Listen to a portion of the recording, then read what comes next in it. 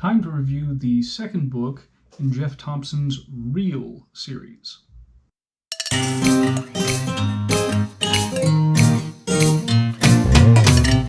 Hi guys, my name is Joe, and welcome to Fighting Words, the martial arts library. On this channel, I do martial arts book reviews and talk about other martial arts related subjects. This week, I'm going to be reviewing Real Kicking by Geoff Thompson. Published originally in 1994, my copy is from 1998. Now, Mr. Thompson, for those who are unfamiliar, he has an interesting backstory. He was a karate black belt, and he was afraid of physical confrontation, so his solution to this was to become a bouncer in one of the roughest cities in the UK. And based on 9 years working as a bouncer, he learned a lot about social violence and the realities of it, and the place of martial arts in that environment. So when it comes to the subject of this book, he's referring to kicking as its practical application in what we would call social violence. Basically a guy picks a fight with you, and in that scenario, where do kicks come into play? And very early on, he talks about actually the limitations of kicking, and those include the fact that usually social violence kicks off within conversation range, so there's not a whole lot of room to throw kicks, and also the fact that kicks take more skill than punches do. His advice is to use kicks as a means to bridge the gap, in between the distance, between you and your attacker. To use it, low kicks when you're in close. You can use them during a square go, which I guess that's a British term. It's not an American term, but basically, if somebody says, do you want to take this outside, and you both agree that you're going to have a fight, then you will probably have the space that you'll be able to use that. And finally, he says that they can be used to finish off an opponent who's on the ground. He follows that up with going over the basic mechanics of kicks and sort of an overview of them before moving into footwork for kicks.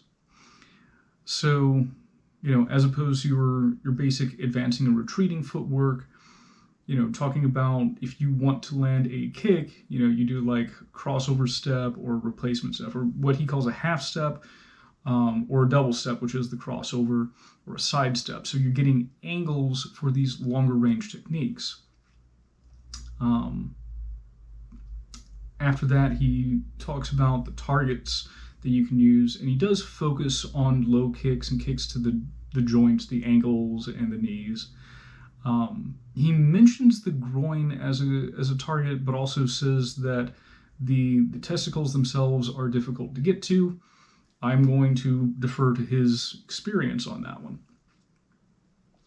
From there, he starts going over the specific kicks in different chapters. Starting with the front kick, and he's got a lot of variations of that.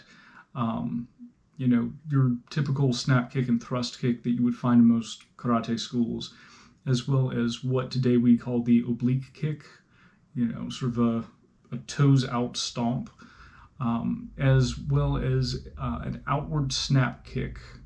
So, like a roundhouse kick goes this way. If it's the same leg, you go the other way with it. Put a photo here. Past that, he goes on to the round kick and discusses how you can strike with the instep, the ball of the foot, or the shin, discusses when it's appropriate to use all those weapons. Then it's a chapter on the side kick, and he more or less advises that if you're going to use this, one way to use this is to, if you are in a standing grapple with an opponent, if you're in the clinch, then you see a second attacker start to move in, then you can shoot a side kick at that guy. And he also advises experimenting with the use of the ball of the foot as the striking surface for the side kick, which I think is interesting. You know, most classical systems you hit with the edge of the foot or the heel. You know, using the ball of the foot gives you probably an extra 3 or 4 inches of range there.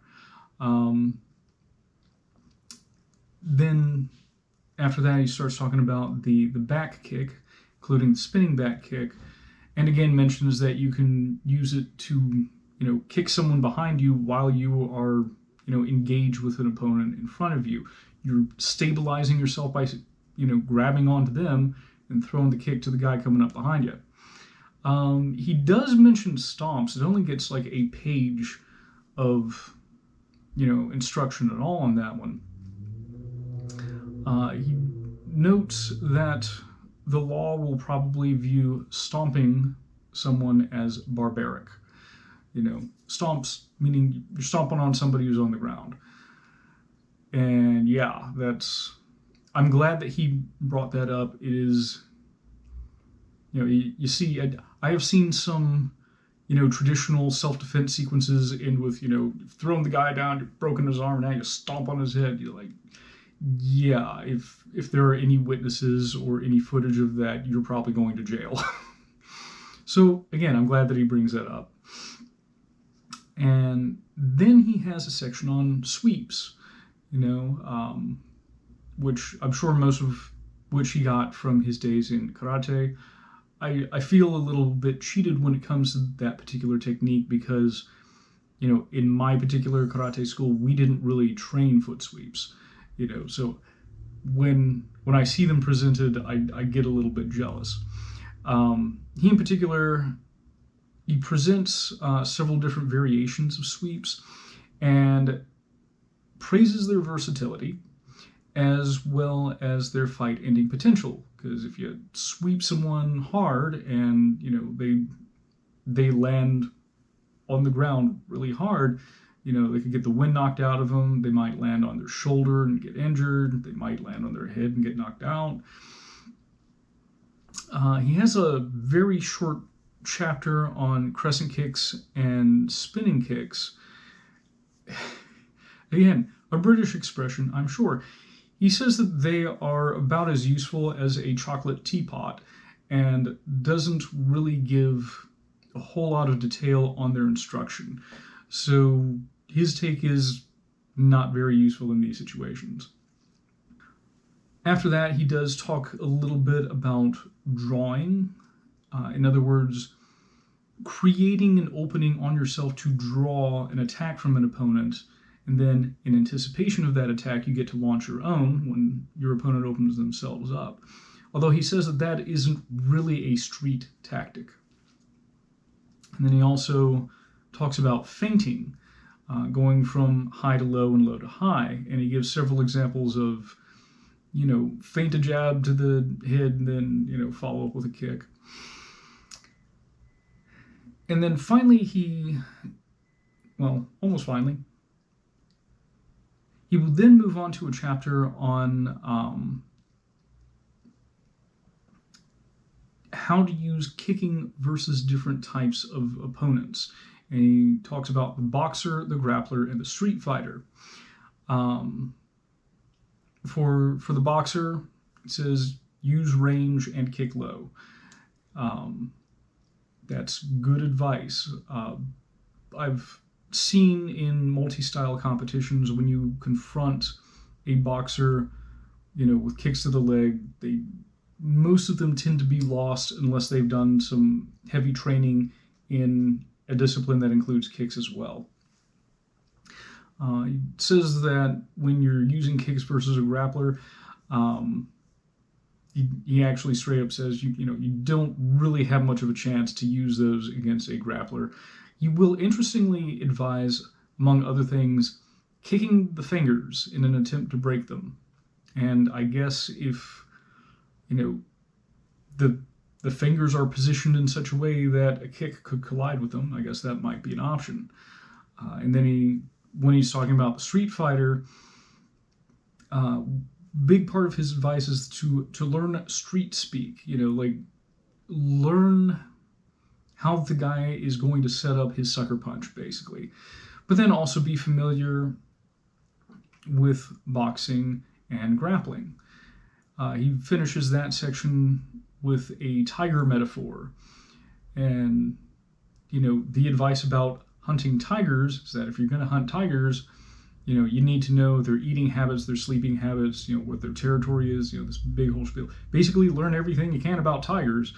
It says, if you haven't, you shouldn't go tiger hunting. And as a metaphor, if you haven't familiarized yourself with the sort of violence that a street brawler is going to bring, you should probably not get engaged in a street brawl. After that, he finishes up the book talking about traveling with a kick, which is this concept like as you're about to make contact, push off of your other foot to sort of add a bit of momentum to it. As well as he's got this graph of kicks, so you can sort of identify based on the angle that you're throwing it, what type of kick it is. And then he has this brief section on equipment work, things like using the focus mitts, using the kicking shield. So let's get into the pros and cons.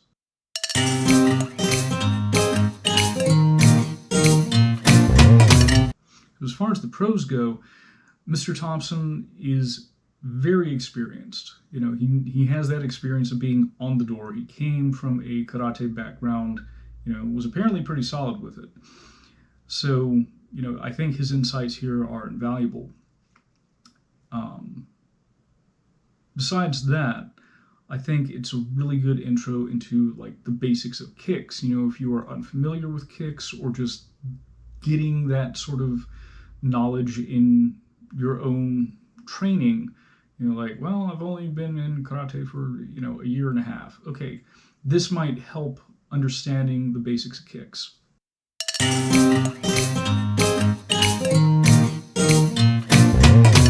As far as cons go, the only real thing I can say that detracts is that I think this book is primarily a supplement and really needs to be used in conjunction with the rest of the books in his real series, or, as, again, a supplement to your own self-defense training program. As far as a standalone book goes, if you're looking for self-defense, this only covers a very small aspect of it.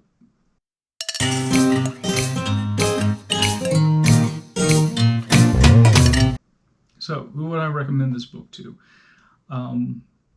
If you were trying to incorporate kicks into your self-defense program, if you have a kicking background and you want to learn how those work in self-defense, I think those are the two primary reasons why you would want to get this book. Again, his experience is invaluable, and, he's somebody who was skilled with kicks before he had to use them in, uncontrolled violent scenarios. So he has a lot of insight on this subject, and if that's what you're looking for, this is a really good book for that. So that's all I have for this week, guys, and I'll see you next week with another book review. Thank you.